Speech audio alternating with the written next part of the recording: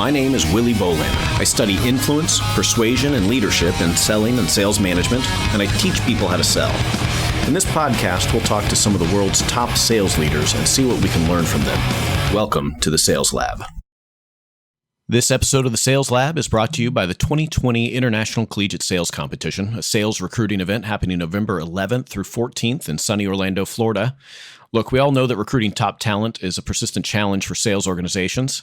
The mission of the ICSC is to enhance the selling profession by encouraging the development of the critical sales skills needed by today's collegiate sales graduates in a fun and competitive environment, and to provide a venue where companies can meet the nation's top collegiate sales talent in one place.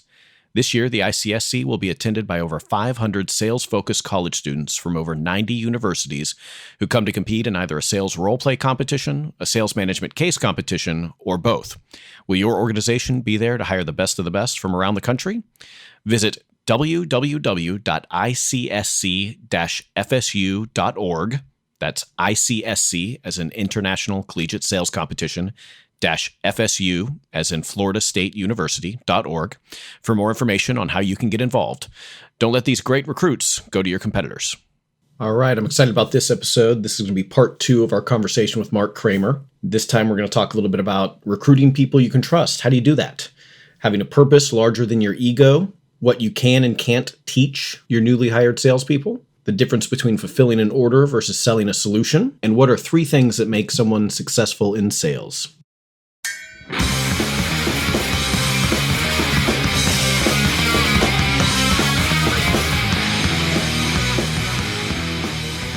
A few years ago, I was at a conference, just keynote speaker after keynote speaker, that type of a conference, and one of them was a jazz quartet, an improv jazz quartet, and the leader of this played piano and then would come up and say a few words, and it was very artful, it was very clever, and they were relating the principles of improving and trusting the other players in your group to principles of leadership and business and things like this. And it seems a little bit like what you're talking about in terms of trusting the people on your team in the military and the service leadership. But I was just kind of cracking up on the inside watching this, thinking about how much torture all of the members of that quartet must have gone through between the ages of, 5 and 15 to have, develop that level of discipline to be able to be trusted to do the right thing in those situations. So what you're saying, that works in a company with really great selection criteria. That works in a company where you've really got the right people on your team. I can imagine a lot of companies hire maybe whoever they can get or whoever HR sends to them, and maybe they don't know that they can trust these people. How do you guys recruit people that you can trust to that extent? Willie, that's such a critical point. I'm glad you raised that, because you have to sit back. If I'm in the audience I'm speaking to here and I'm looking at my first employer, where am I going and how's this going to work, right? What you just raised is the idea that if we're going to succeed as a team, as a company, if we're going to be successful as a group, there are certain common elements that have to exist for that to happen. The first is everybody's got to ask themselves, what is our intent? Why are we here? It goes back to what I was saying before about that team approach in the Marines. You learn how to be a follower so you can be a successful leader. What is our intent in joining our company? Are you here for personal accolades, personal credit, to get rich, selfish interests? Or are you here to help an organization succeed, build success amongst others, contribute beyond yourself in every place and way that you can?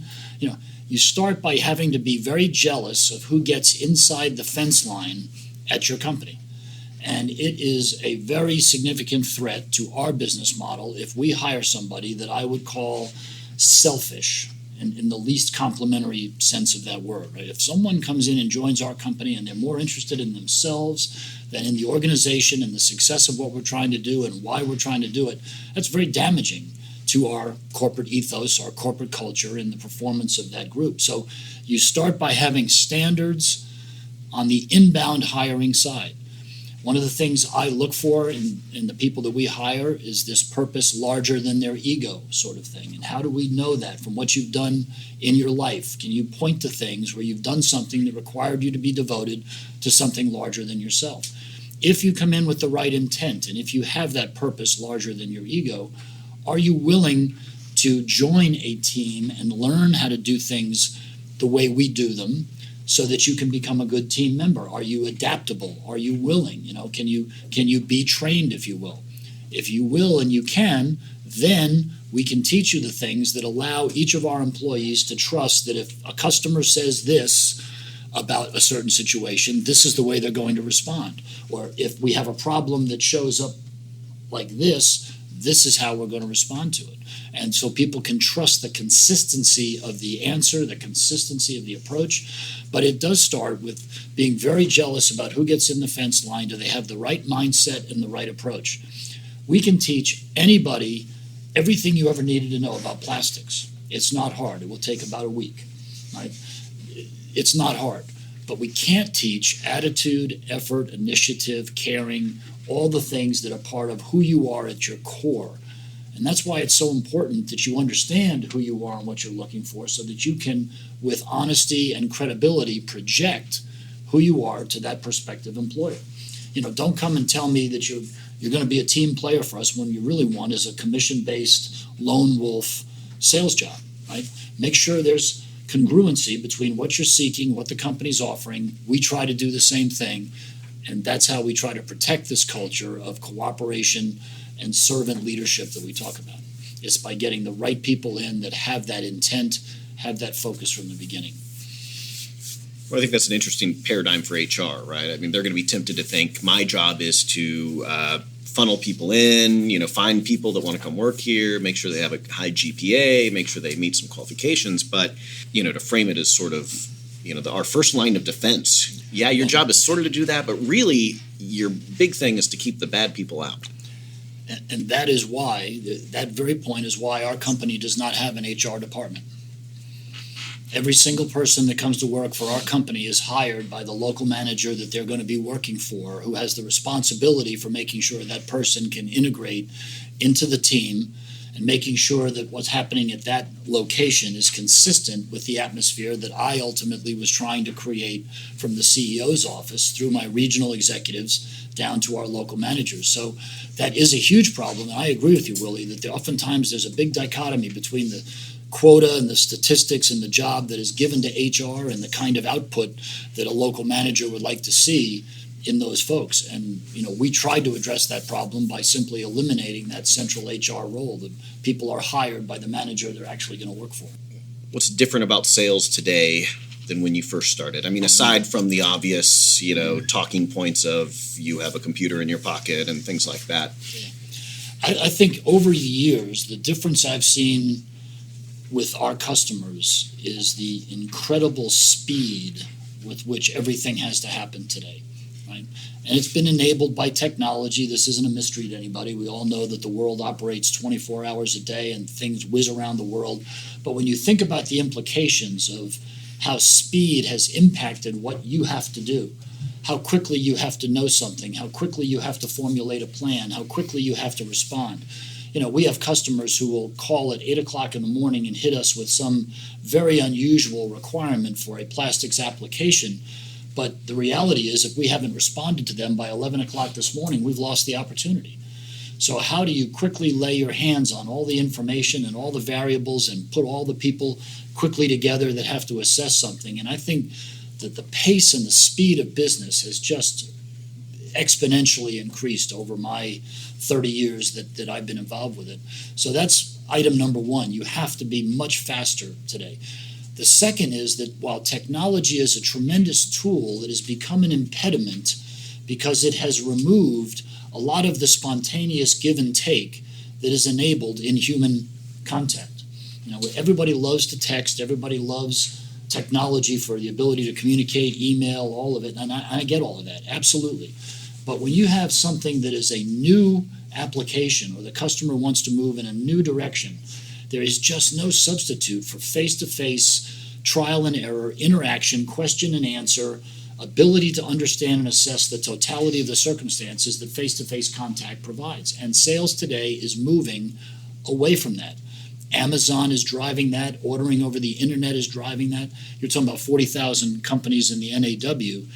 Amazon today has over 460,000 business partners. 460,000 companies have signed up to be a business partner of Amazon already. So where does that go? How many millions? I mean, at the end of the day, who knows, right? It's an amazing phenomenon. But I digress. Speed, technology, taking the human element out of problem solving, I think is a development that is of some concern. We all have to be thinking about.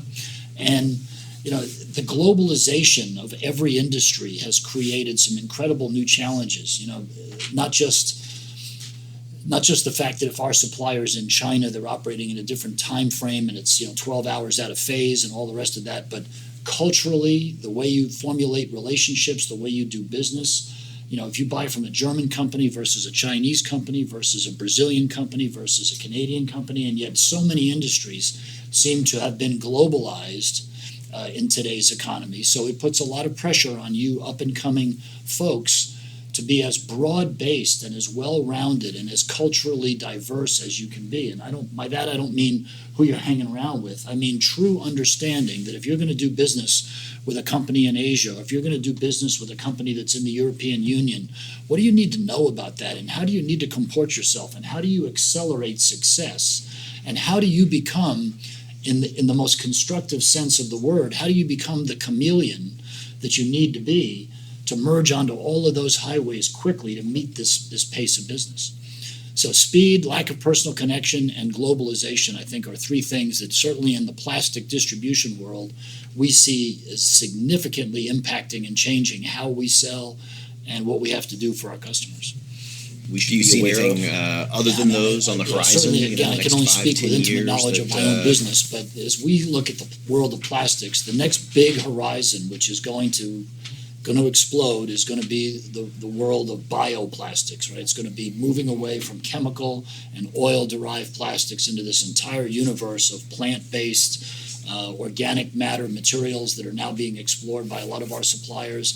And that's going to have huge implications for things beyond, what our plastics are used for. Number one, it's going to displace the use of a lot of existing materials with unknown outcomes. But secondly, just as ethanol has impacted the food supply because of the diversion of corn and other resources to ethanol, when we start making all of the things that plastics go into out of plant-based materials, how will that affect the balance on that side of it as well? So there's going to be huge things that people coming up in the business world are going to have to sort out about allocations and priorities and how we manage the resources we have. But in our world, the next big thing is to move away from oil, chemical into natural plant-based materials. And that, of course, we had 17,000 SKUs in our warehouses. If all of them went from an oil-derived basis to a plant-derived material, the variety of circumstance that would create is going to be huge.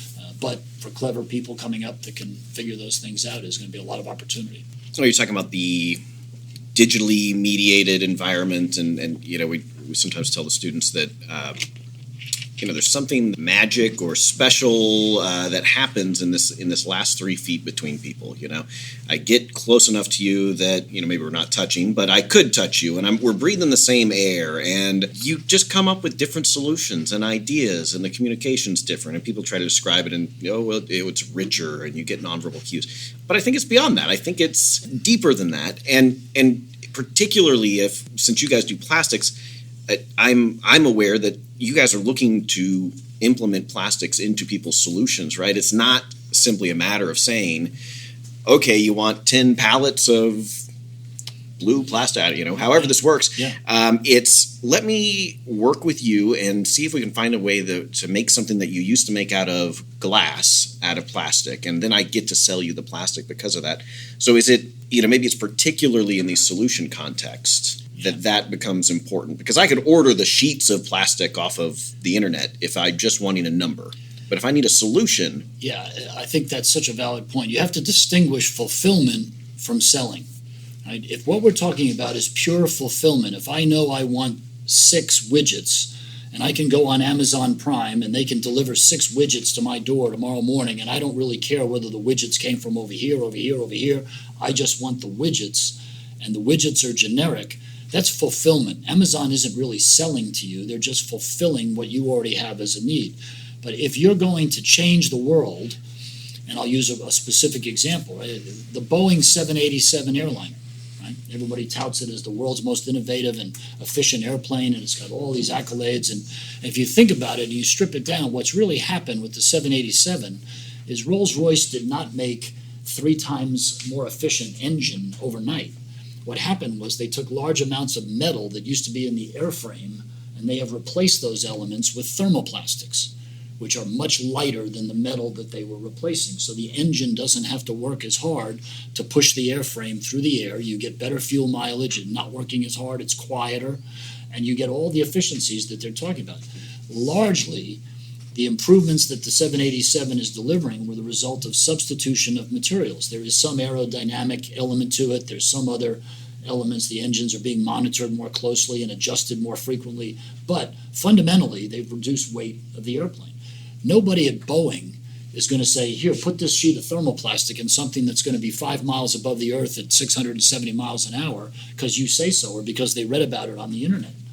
That was the result of extensive development of a trusting relationship where the company that sold the thermoplastics de-risked the decision for Boeing through extensive testing, extensive demonstration of data, right? And that doesn't happen because people exchange emails.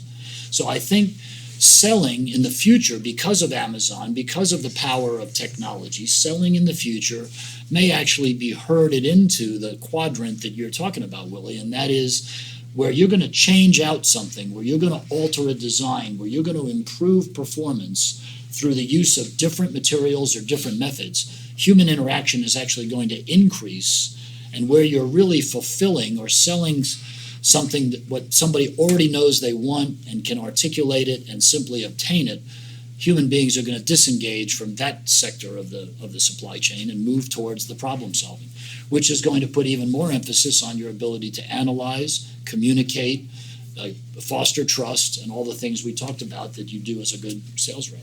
The one thing that sales leaders have to manage is what people like Jocko Willink have called the dichotomy of leadership. And you hear people talk about that all the time, and it is probably more apparent in a sales leadership capacity than just about anything else I've seen. And by that I mean, as a sales leader, you've got to be close enough to the action to understand it intimately, but not so close that you micromanage the people that are selling for you. You've got to be trusting the people that work for you to work independently and to fulfill the mission so that you can work quickly, but not so trusting that you become naive to things that are out of whack. You've got to manage your own amount of effort with that balance that we talk about. You've got to live and be the breathing example of what you expect your people to be, which has that dichotomy of work effort and human effort and self-improvement and applied effort. So there's this push-pull dichotomy in so much of what you have to do in sales leadership that it actually requires a pretty high level of thinking on your part as to how do I make all of those push-pull dichotomies work for you in the role that you have. And I think I've heard a lot of folks comment on that it isn't easy, that it's easy to become a micromanager or it's easy to become disattached. It's easy to rely on power and direct influence rather than trust and example. It's easy to fall into the trap of do as I say but not as I do.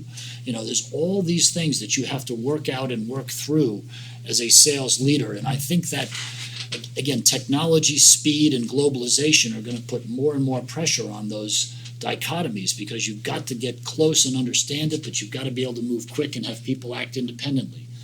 All that goes with that. I think that dichotomy is going to be a real challenge for tomorrow's leaders. Most important things for people beginning their careers in sales. Yeah. I think over the 8 years I've been coming here, I must have had 100 students say, Mr. Kramer, can you distill, I want to be a successful seller. What do I have to do? What's the essence of you've seen in your world of successful selling? And I've put up in other classes, some of you may even have seen prior presentations, but I think we would distill being a success at selling down to 3 personal characteristics. Right? A, you've got to be tenacious because you're going to hear no a lot. And you've got to be tenacious to not take that personally. It's not about you. It's about the product or the circumstance or the service or the situation, right? So you have to be able to be tenacious, to hear no and have it re-energize you to go back in for another go and not get discouraged and back away. I'm sure you've all seen the statistics that, the average sale, say no 6 or 7 times, and the average sales rep quits after 2, right? So you've got to be tenacious. Second thing, in light of everything we've talked about, you've got to be curious. The world is changing so fast, and globalization and new applications, you have to develop a curious mind. And by that I mean you have to have a thirst to know more things today than you knew yesterday. What are you reading? What are you studying? Who are you talking to? How are you getting your information? How are you broadening the base of knowledge that you would take every day into your job, your personal learning habits, right? Are you curious enough to learn enough to continue to be relevant and more relevant tomorrow than you were today? So curious. And the last thing is to be likable, because at the end of the day, nobody likes to buy from a jerk, And by being likable, I do not mean try to be liked. Let's understand the difference there. And I'm not talking about running a popularity contest. I'm not talking about buying your customers' affection with a low price or free samples or not charging for shipping. I'm not talking about just trying to be liked. I'm talking about, are you the type of person that when I'm in your presence, I think you're likable? Are you punctual, on time? Do you keep commitments? Are you interesting to talk to? Do you lean in rather than lean out? Do you make eye contact? Are you dependable? Do you seem to bring new and relevant things to bear when I didn't ask for them? Are you energetic and engaged in your job? All those things make you a likable person from the perspective of I'm the customer. So if you are likable and you're curious and you're getting more knowledgeable, well-rounded, and informed every day, and you are tenacious so that getting rejected does not impact you personally, then I think you have the fundamental underpinning to be a great salesperson. It's obviously very different if you're selling life insurance or cars or plastics or books. It's very different, each individual line of trade that you might get into, but those 3 characteristics will serve you well regardless of what line you ultimately get into. Any funny stories from the field? Best day selling, worst day selling? Stuck in the rain, locked out of a customer's office? Well, yes, there are plenty of I'll try to think ones that are repeatable. We had a particular sales rep go into a call on a Fortune 500 company that will remain nameless, and it was an after-lunch call, and there was a huge lobby, big skyscraper, huge lobby. Asked the receptionist, "Where's the men's room?" before I make this sales call. Take a right, it's over there. So he goes off. Well, long story short, he gets locked in the men's room. The handle breaks, the lock breaks. He's locked in. And this actually goes back before one carried a cell phone in one's pocket every day. So this is a Fortune 500 company. He's got an appointment with a bigwig on the 17th floor in 2 minutes. He's locked in the men's room, and there's no one around. And long story short, there was no one around. He's banging on the door. It took 30 minutes to get out of the men's room. And he's got to go upstairs. This guy's 30 minutes late. So where you been? I've been locked in the men's room. I mean, that's not the way you want to start a presentation to a C-suite executive that you're going to trust me and buy my product, but I can't get out of your men's room downstairs in the lobby. So the moral of the story is, if the men's or ladies' room is more than earshot away, take your cell phone with you. There you go. Today you wouldn't have the same problem. You just call up and get somebody to help. That's funny. Now, but it's funny you ask that. So I pull those stories out of your mind instantly, and I'm sure 30 minutes from now I'll think of 7 more that I wish I would have told. But there are a lot of enjoyable moments out there when you're selling. Right? There's a lot of heartache in terms of weather conditions that cause issues, and people that do things at meals. There's the vice president of sales for you, who making a gesture when a big customer's at the table sends a glass of red wine over your entire front at the start of the meal. Looks like you've been shot with a shotgun. You've just red from here to there. What do? You carry on like nothing happened. Just order your meal and sit there, and it's all ruined. There's no sense trying to rehab it. You're just going to throw everything out when you get home. It's done. So you just sit there and have the meal.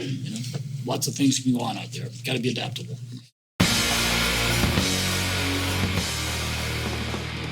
We're going to stop it right there for now. Please dive into the next episode of the Sales Lab to hear the conclusion of this interview. By the way, if you like what you've heard so far, be sure to subscribe and rate the podcast on whatever app you use to listen. Also, share this with your colleagues and friends, and let's continue to have a deeper discussion on all things related to selling and sales leadership. See you next time in the Sales Lab.